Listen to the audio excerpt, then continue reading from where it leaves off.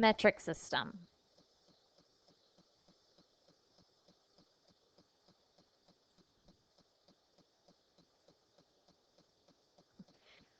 With every measurement, the number's only half of it. You have to remember that there must be a unit with it. The number tells you how many, but the unit tells you how you were measuring it.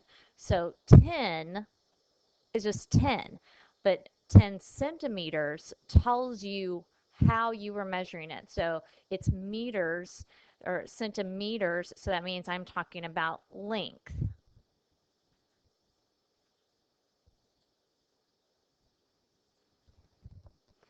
The metric system is just an easier way to do measuring versus the English standard system. With English standard, you have eighths and fourths and halves and sixteenths, and you deal with fractions. With the metric system, everything is based on 10. Everything's done with decimals instead of fractions. And a metric unit has two parts. It has the prefix and then its base unit. The prefix tells you, again, how many, and the base unit tells you how, such as if it's meters and it's centimeters, centi is 100th meters, so it's 100th of a meter.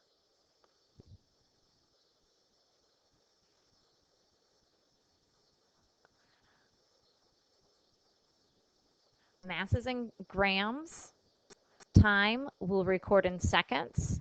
Temperature we'll record it in degrees Celsius, but we will also be using the absolute zero scale, or what's known as the Kelvin scale.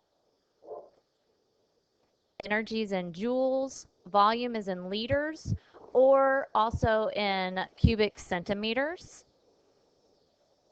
And then in chemistry, we talk about an amount of substance and we call that the mole.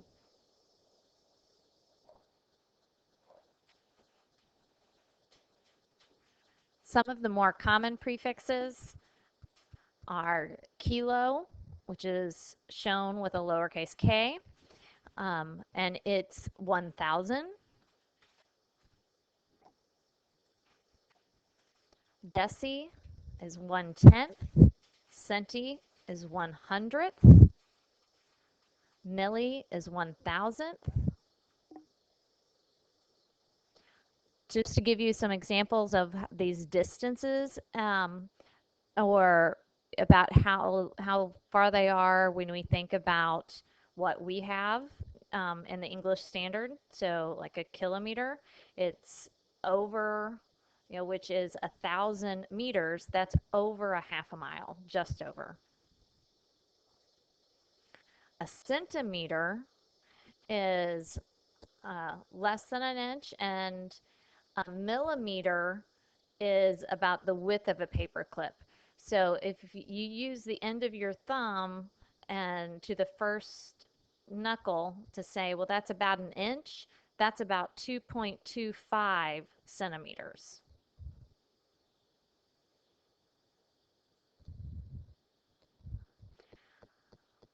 Volume is a calculated measurement that we'll have.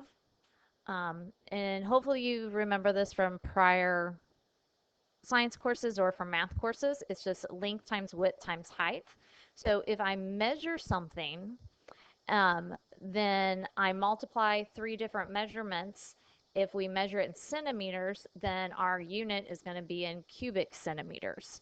We also could have the volume of a liquid, and a volume of a liquid is in milliliters or liters. So like a 2-liter bottle of soda, that's volume.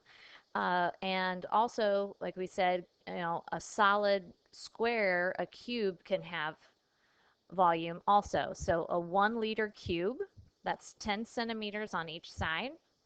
That comes up being 1,000 cubic centimeters, and that is 1 liter.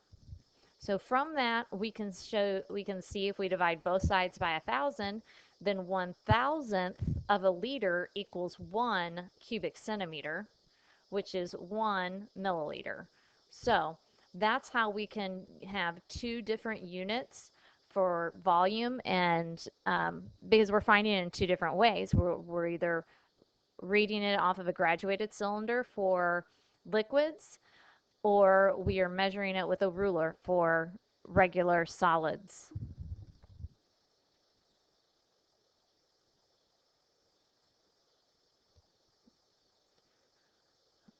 If you think about 1 liter, that's going to be about a quart or a fourth of a gallon, because there are 4 quarts in a gallon.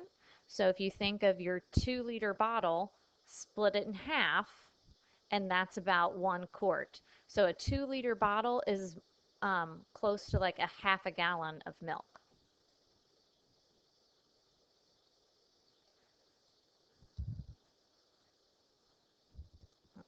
Mass is the amount of matter in the object. We have a tendency to talk about weight, but weight is the gravitational pull on your mass. So weight in science really needs to be discussed differently. Make sure you're using the term mass when we're recording what we get off of a balance. Again, some ideas to give you, or some examples to give you ideas of how this is relates to things that we know.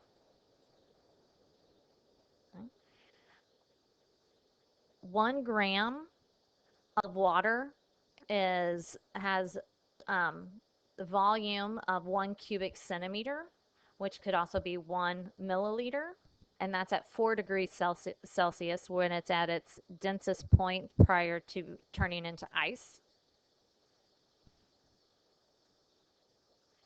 And if you have a kilogram of something, then you're talking about 2.5 pounds. So you can take your weight in pounds, divide it by 2.5, and you'll know how many kilograms that you have as far as your mass. If you take a small metal paper clip and you hold it in your hand, that's going to be the mass of 1 gram. Or if you take a dropper and put 2 drops of water or 10 grains of salt, that's going to be like 1 milligram. So remember, gram is the base unit. Kilo means 1,000, so 1,000 grams is equal to 2.5 pounds, and milli is 1,000th, so 10 grains of salt is 1,000th of a gram. To convert, you can just look at your prefixes. These are the ones closest to the base level, just going from 1,000 down to 1,000th of the base unit. And you just count how many times you are going to move between the steps, and you'll be able to see how many times you move your decimal point. Now, the box is just representing whatever base unit you are in, and then the letters are representing each of the prefixes. So like kilo, hecto, deca, deci, centi, and milli. There are a few others that we will use, and we'll go over these in class. So if I have 5.6 meters, so I'm here at my base unit, and I want to know how many millimeters that is, then I count how many times I have to move the decimal point. 1, 2, 3. So I start here. Here's my decimal point, and I move it 1, 2, 3. So I'm going to have to add 2 zeros.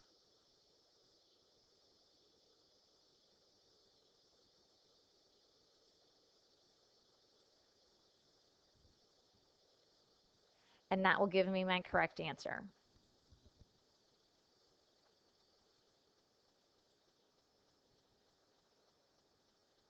When we start talking about how compact things are, we're talking about a subject's density. Density is a ratio of how much matter is packed into a given amount of space. So if you look at the ratio of mass to volume, or mass divided by volume, you can determine the density of an object. Density, since it's a ratio, it doesn't matter how much you have, because they will, as the mass goes up, then the volume will go up and the density will stay the same.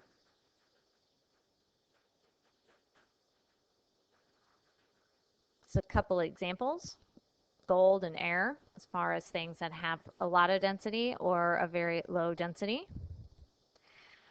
Density is another calculated value using the formula of density equals mass divided by volume. Then it tells you that your units are going to be the units for mass, grams, divided by the units of volume, milliliters or cubic centimeters. Here's a couple examples. Go ahead and attempt these. We will be going over these in class. Density can also tell us whether something will float or not. If it has a lower density, then we can tell that because it will float. So we can look at ice water. We know that ice floats in water, so therefore we know ice is less dense than water. The majority of woods float, so we know that the majority of woods are less dense than water. Helium balloons float, so we know that they're less dense than air. And we know if we fill a balloon with just our breath, so like mainly carbon dioxide, and we let that balloon, tie it close and let that go, that balloon's going to sink. So therefore we know that how just like helium is less dense than air, so it floats, carbon dioxide is more dense than air, so it's going to sink.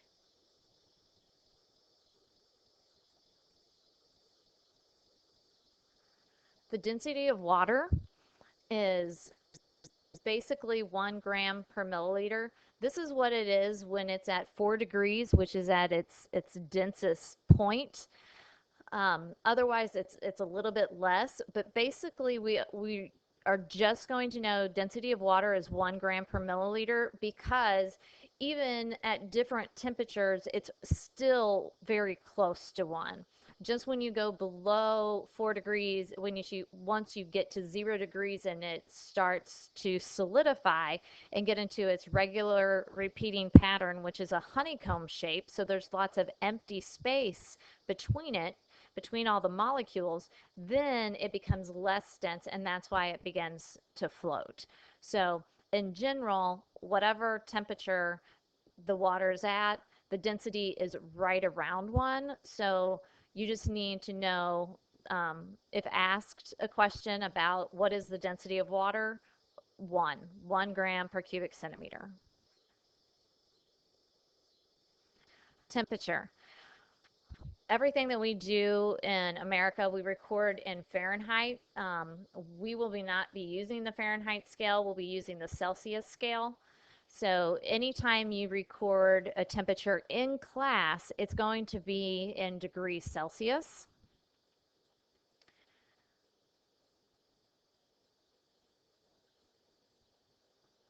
For water, we know water freezes at 0 degrees Celsius.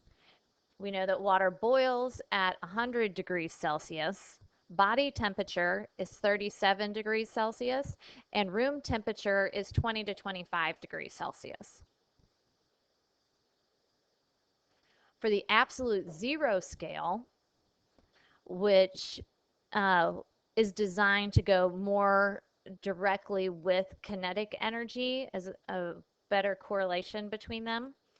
Um, it is 273 degrees different than the Celsius scale. So if I have 0 degrees Celsius, I can determine what my Kelvin temperature is by adding 273 to it. So if water freezes at 0 degrees Celsius, it will freeze at 273 Kelvin.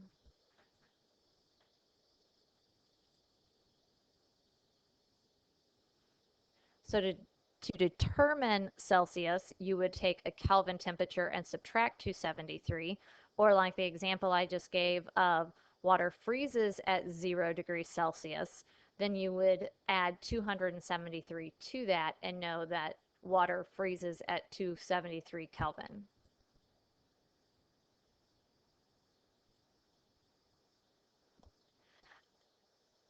Kelvin is never a negative number because as I called it earlier, it is the absolute zero scale, saying that once you get to 0 Kelvin, there's no motion in the molecules, so all kinetic energy stops, and so you wouldn't end up with there's negative degrees of movement. So that's also why with Kelvin, we don't use a degree sign.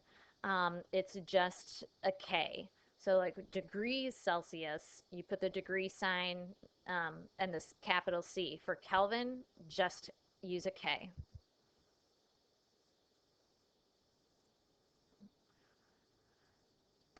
Heat is different than when we're talking about temperature. Temperature, remember, is just the kinetic energy that the molecules have, and kinetic energy is the energy of motion. So the more motion the molecules have, the more temperature it is. Heat is different.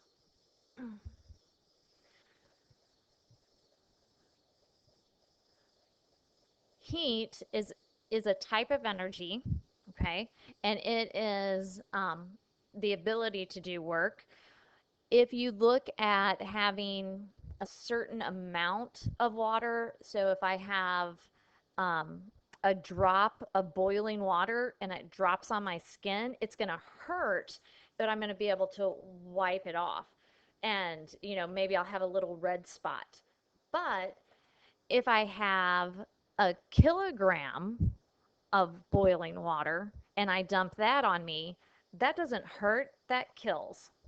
So heat is is how much energy is in the whole substance. So temperature is no matter whether I have one drop or a kilogram, its temperature, if it's boiling water, is 100 degrees Celsius. But depending on how much I have, depends on how much energy gets transferred into my skin. So one drop transfers a little bit of energy and it hurts, but a kilogram of boiling water, which is like 1,000 milliliters, if I dumped that on me, that has a lot more energy that can all be transferred to me and cause severe damage compared to a drop of it that's at the same temperature.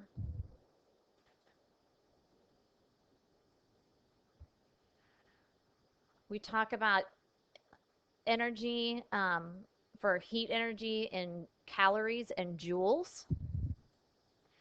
And calorie, just like when we talk about calories in food, those are related. That's how we're talking about is how much energy that you're going to get from that piece of food. So it is calories. It's just a different amount. Notice here we're using a small c for calorie versus a large C like calories in food.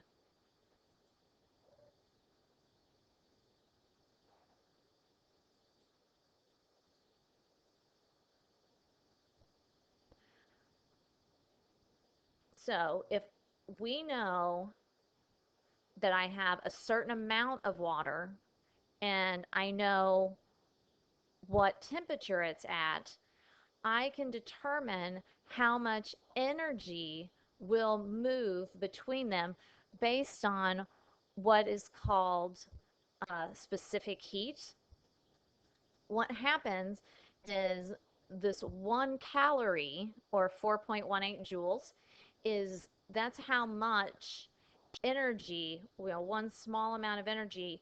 We'll look at how we can determine how much 1 gram of a substance can uh, increase the temperature. How much does it take to increase the temperature 1 degree Celsius?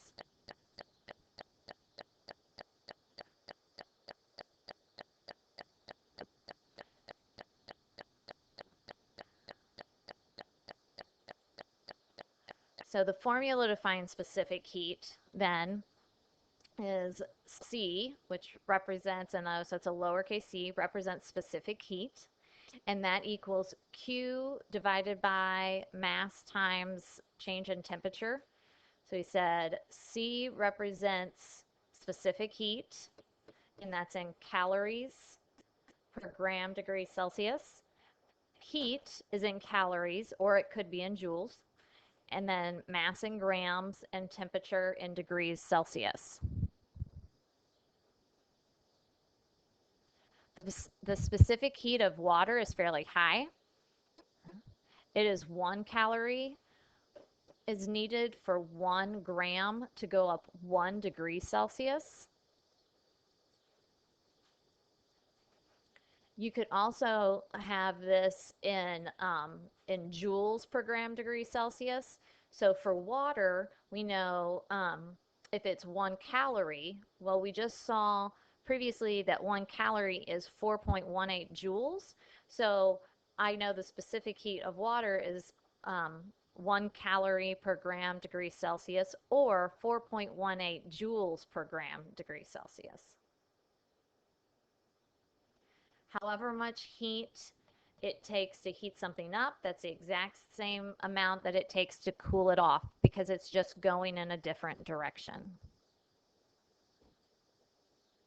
Here are 2 problems, so you can attempt these, and again, we will start with the mathematics portion tomorrow in class.